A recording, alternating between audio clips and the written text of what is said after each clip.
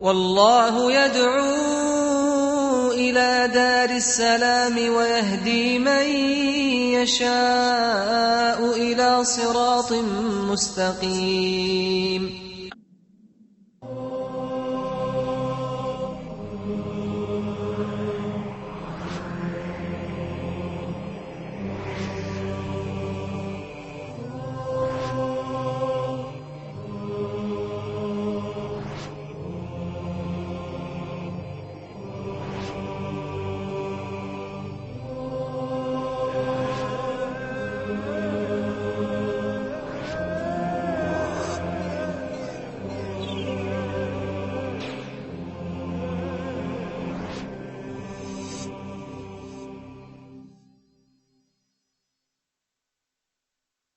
Bismillahir Rahmanir Rahim. In the name of Allah, the Beneficent, the Merciful, I praise Allah, the Creator of the heavens and the earth, and I send peace and blessings to all of the prophets from the beginning of time.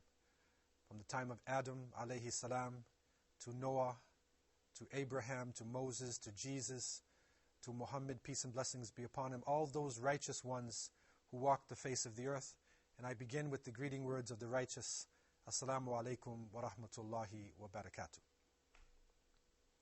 The Prophet Muhammad, peace and blessings be upon him, was the last of a long series of messengers and prophets. They came to every part of the world.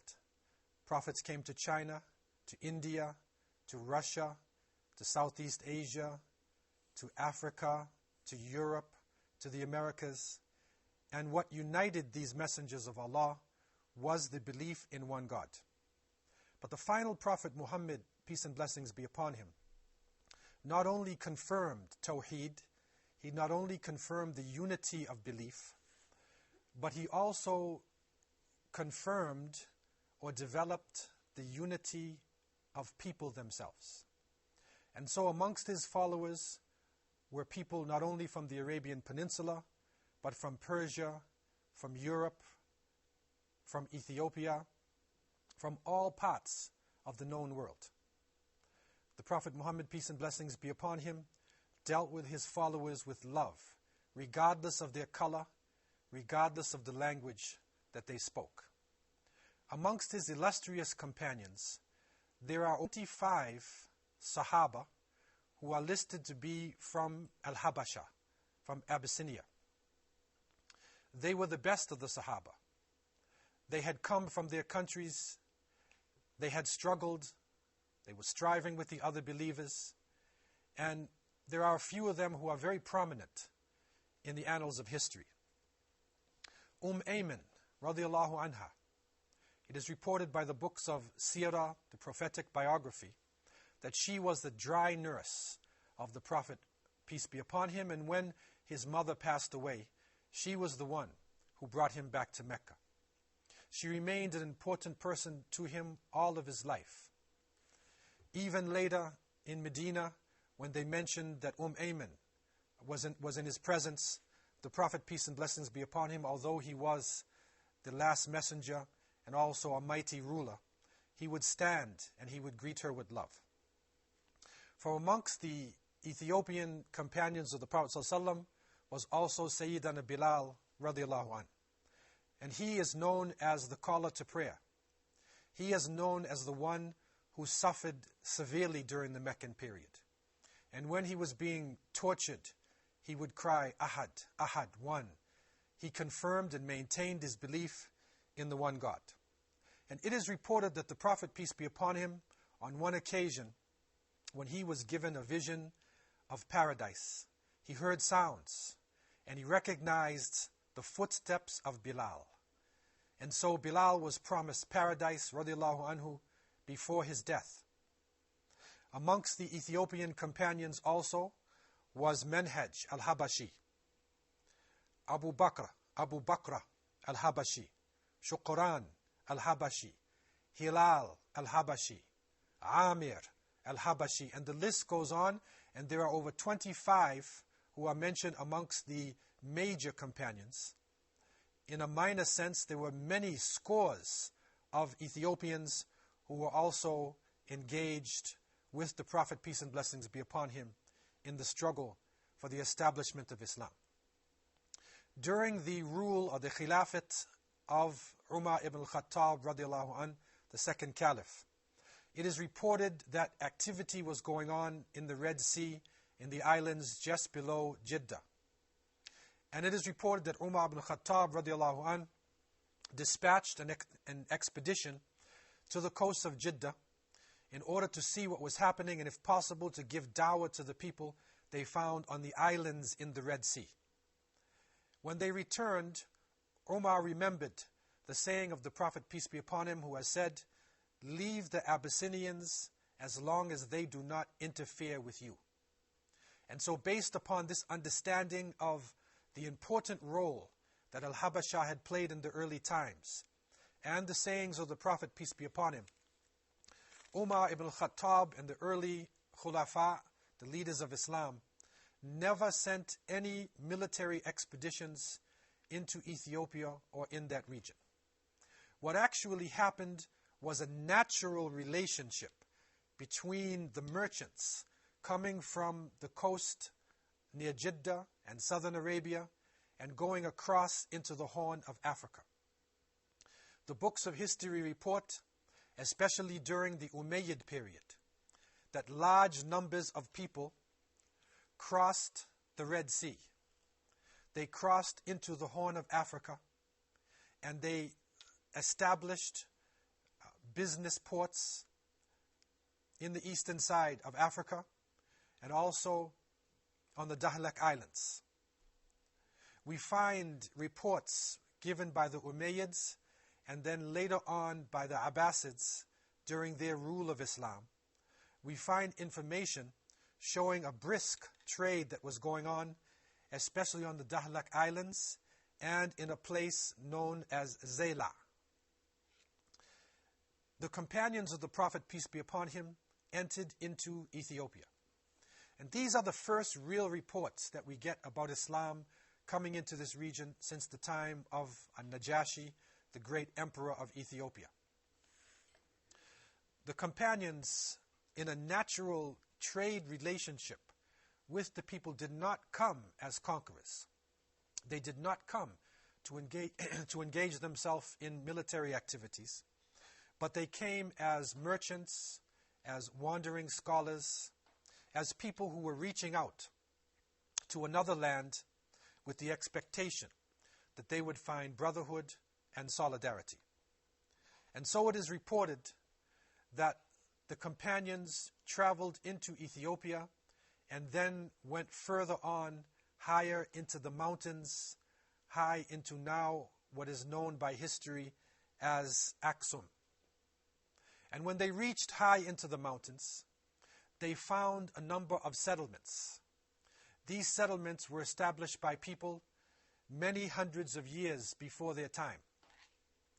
And it is reported that high in the mountains, they found a settlement known today as Harar. It was a mysterious part of the world, founded somewhere between the 7th to the 9th century AD.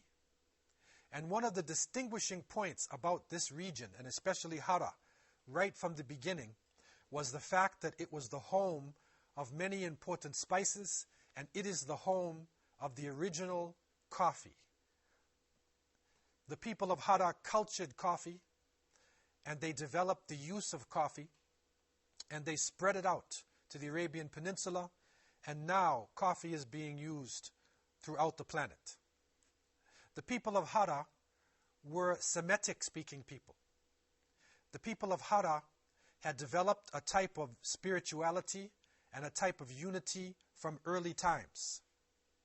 And we find, especially in the 10th century AD, we find a great scholar, Sheikh Abadir, coming into the region, into Harar, and establishing what is known as the Ahli system. The city of Harar was built behind huge walls, and the Ahli system was based upon the relationship of the people in the city to the masjids. According to the fiqh of Imam al-Shafi'i, rahimahullah, it takes about 40 people to establish Jumu'ah. once 40 men have established themselves in an area, it is permissible in the Shafi'i tradition, which was the prevailing understanding of jurisprudence in that region, then Jum'ah becomes compulsory on the people. So based upon this system, the Ahli method was developed. This is a very important system, especially for Muslims today who are in isolated areas and who need to develop themselves and raise themselves to a higher level other than just coming to the masjid for prayers. The mosque was the center of community activity. The mosque was not only a spiritual place, but it was also a place where political decisions could be made. In the Ahli system, for every 40 families, there was an imam and a masjid. And so in Hara, what developed is a complicated web of masajid, of masjids, with an imam as the responsible person. And this leader or amir or imam in that area was responsible not only to establish salat and to educate the children in the Quran and Islamic sciences, but he was also responsible for the welfare of the people who were living in the vicinity of that masjid. Hara, because of this system, takes on a special meaning in Islamic history. Some historians even look to Hara and they give us the information that in this mysterious walled city, that there are more masjids per square meter than anywhere else in the face, on the face of the planet Earth. A masjid every time you turn. Every section of the city is a place to remember Allah subhanahu wa ta'ala. And so the people of Hara developed themselves 82 masjids within a circumference of 3,348 meters. These masjids, these houses of worship, became the hubs of activity. And because of that, the very culture of Hara itself took on a very high spiritual level. The people of Hara were oriented to Islamic sciences, and they developed a powerful grasp of the Arabic language and the book of Allah subhanahu wa ta'ala. And so Hara was well known for this system. Within this Ahli system as well was a political concept that each Amir or each Imam who represented his people would take the opinions of his people or the problems that they expressed to a Majlis al-Shura, and that formed the government of the whole of Hara, and there was an Amir over the government. So they developed a type of Islamic system, a mini Islamic state within the walls of this city in Ethiopia. And there they were able to come together to know each other not only as people who prayed, but also to know the subtleties of each other's families, to know the needs and the wants, and to always pray for each other in times of difficulty. Let us take a break and come back after a few moments to discuss more about the mysterious city of Harar.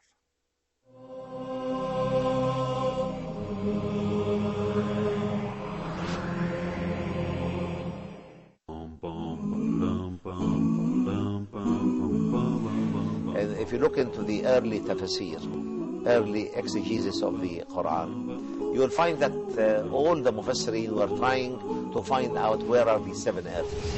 Earthquakes, natural or artificial, can delineate the boundaries between 7 different zones within the earth.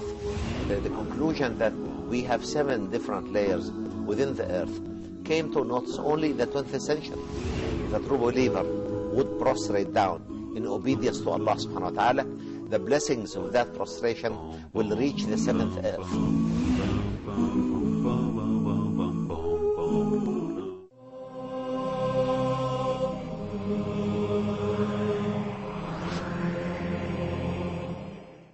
The city of Hara, high in the Ethiopian mountains, was a city of mystery and a city of Islamic scholarship.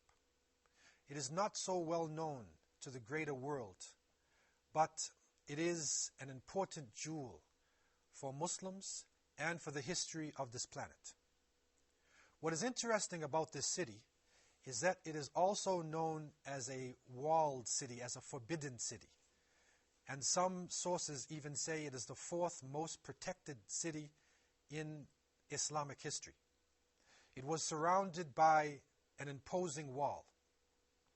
This wall was developed and established in order to keep out the wild beasts that prowled around in the evening in Ethiopia, and also to protect the people from the roving nomadic tribes and for the large armies of enemies who would appear. It is also important to understand that the city of Hara became a city of scholarship and a city of spirituality. Hara itself, because of the use of new technologies, was able to develop a type of Islamic learning that was not found anywhere in the northeast part of Africa. For the people of the Horn of Africa, Hara was a type of Mecca of knowledge. Hara was a forbidden city. Hara was a mysterious city. And above all, it was a city of high spirituality and scholarship. It is reported that up until the 19th century, no non-Muslim ever stepped foot in Hara itself. The city was completely developed and completely organized along Islamic lines and focused upon high spirituality. In 1854, Sir Richard Burton, disguised as a Syrian Muslim, speaking the Arabic language, came into Hara. He found a city with a beautiful climate. He found the people steeped in Islamic tradition and coming from different nationalities. He called it the Timbuktu of the East because Hara was blessed with great scholarship. The people of Hara had developed a type of Arabic calligraphy where they were able to beautify the texts. They were able to bring the classical writings of scholars in such a way that it was pleasing to the eyes. And it is reported that the textbooks from Hara were sought after by the great rulers in the Islamic world, and the Ottoman sultans way up in Istanbul would always ask for the Quran or for the texts of the scholars from the people of Hara. Today in this region, there is a collection of Sharif Abdullah Ali, which has brought forward the beauty and the importance of the Arabic texts. And so we find texts dealing with different subjects. We find the tafsir, the explanation of the Quran. We find hadith, great books of the sayings of the Prophet Muhammad, peace be upon him. We find classical books in Islamic jurisprudence. We find the writings of great poets. We also find books on geography, mathematics, on philosophy.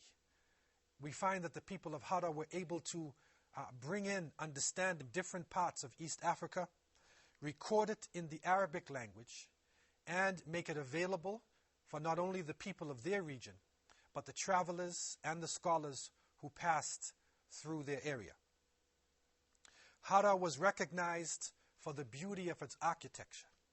Hara was recognized for the houses developed where the niche was put into the wall, where porcelain from China was being used by the people over 1,000 years ago, where high culture was found amongst the Muslim people living in that region. Before Nairobi and Addis Ababa, Hara was the most significant city in northeastern Africa and the Horn of Africa. Hara, you could say, was the jewel of the East. Hara was a place that people had tried to reach from many parts of the world, but few were able to make it through the Ethiopian highlands, through the hostile tribes, and through the terrible wild animals that stalked the land. But those who made it to Hara found a beautiful culture, and they found not only scholarship, but they found basket weaving. They found beautiful clothing. And surprisingly enough, they even found the smallest coins in the world. It is said that the coins minted in Hara with the Arabic language were some of the most beautiful tiny coins ever to be found. And the people of East Africa benefited from these coins. The people of other parts of the world eventually would find this tiny coin with La ilaha illallah on one side, which is there is no God but Allah, and Muhammad Rasulullah sallallahu alaihi wasallam on the other side, written in such a tiny way that you need to have a special lens in order to read this. Imagine, this was being done over 800 years ago in the mysterious city of Hara. Another important aspect about the culture of the people living in this region was the relationship of the men to the women. The women of Hara played a very crucial role in the running of the city. The women of Hara were known for their strong personalities and also their skills in trade. The marketplace was controlled by the women. The women had a strong saying, and when the Imam would meet with the people in the Ahli system, he would listen to the women, and he would take the information from the women back to the Majlis al-Shura and back to the Amir, who was governing the town and establishing the way Hara would relate, not only to its citizens, but to other people coming into that region. And so Hara played a very important role in the Horn of Africa during this time. When we look at Hara in relationship to modern-day Ethiopia, we find that before the building of Addis Ababa, that most of the high culture of Ethiopia actually came from Hara. This is a surprise to many people because when Ethiopia is mentioned, normally people would think about the Christians of Ethiopia. If they don't think about the Christians, then they may even think about the droughts. They may think about famine. They may think about crisis. But the reality of Ethiopia and Africa, and especially this fabled city, is that it enjoyed all the parts of culture, of high culture, that were enjoyed by people throughout the planet. Hararis, the people coming out of this region, not only organized their own life to a high level, but they also helped to develop the city of Addis Ababa. They were involved in carpentry. They were masons in the building of the city. They were involved in the organization of the streets. And their contributions will be spoken about within Ethiopia for a long time. One strange report that comes from Hara is that they even found tombstones that they believe dated back to the time of Najashi. Najashi radiallahu an, the emperor who had given sanctuary to the Muslims in the time of the first hijrah, the first migration from Mecca. He was a well-known personality. But most of the books of history end the discussion concerning Ethiopia at the time of Najashi, and it never really opens back up again for centuries. The reality is, when a great ruler accepts any religion, his people accept with him. Najashi struggled against the worship of idols. Najashi struggled against the misunderstandings of the teachings of Jesus, the Son of Mary, peace and blessings be upon him. And even though it is not recorded openly in the books, we are now finding information that points to the possibility that some of the companions of Najashi escaped the region after his death and went into the section of Ethiopia of Hara from a high mountainous area of Aksum They went down into Hara, which is now in the southeast area in Ethiopia, and they helped to develop this mysterious city, which is now coming to the surface as an important capital for Islamic scholarship and Islamic culture. And so we look again at the history of Africa. When we look in objective eyes, when we really look at the sources, we recognize that the misunderstandings coming out of history, when dishonest historians would say that Africa had no civilization, that Africa did nothing towards the onward flow of humanity, this misunderstanding needs to be corrected. Young scholars with objective minds need to now enter into the languages of Africa, the languages of the Middle East, to understand this rich history and what it had to give to the people in early times. Today in Ethiopia, Muslims make up somewhere between 40 to 60% of the population. And Hara as a city is on the rise.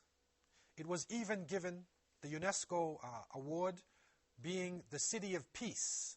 They consider it to be the city of peace for the whole world. This is an understanding that needs to be realized by people not only in Ethiopia, not only people in the Horn of Africa, but people throughout the planet. Hara was part of the natural extension of Islamic culture. Hara was an example of Islam spreading into the African continent, spreading into other parts of the world without violence, without a large army, without an imperialistic force. Hara was an expression of African culture through the Arabic language and through the teachings of the Prophet Muhammad, peace and blessings be upon him. And so the walls and gates of Hara are wide open. The forbidden city has now become an open city. And the people of Hara and Ethiopia and the Horn of Africa will play, God willing, an important role in the onward flow of Islam, and we believe also in raising up African culture in this world. And so we look again to the lights coming to us from untold stories in world history. These gems of wisdom need to come out of their treasure chests. People need to begin to go through the surface of their history books and really dig deeply into the stories and history of this planet. I leave you with this thought, and I leave you in peace. Assalamu alaikum wa rahmatullahi wa barakatuh.